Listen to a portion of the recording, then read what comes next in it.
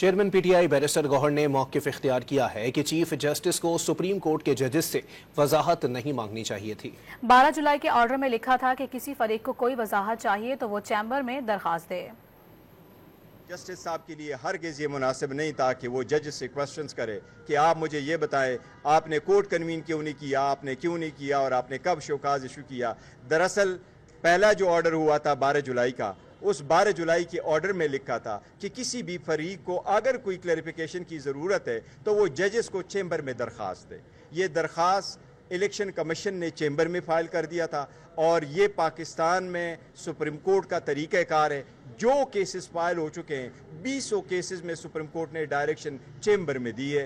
Case फैसला हो जाता है, उससे रिलेटेड जितने भी केसेस हो जाते हैं उसमें चैम्बर में कोर्ट फैसला करते हैं। उसमें न हेयरिंग होती है, न शोकाज लिस्ट आ जाती है, न कोर्ट में 7 जज, चैम्बर में कहाँ 8 जज बैठे हैं। वो 7 जज सर्कुलेशन करके उनके एक ऑर्डर इशू करते कि ये हमारी एक्सप्लेनेशन है। और अब आपको बताएं कि लेफ्टिनेंट जनरल मोहम्मद आसिम मलिक को DGISI तैनात कर दिया गया। लेफ्टिनेंट जनरल आसिम मलिक 30 सितंबर को नई जिम्मेदारियां संभाल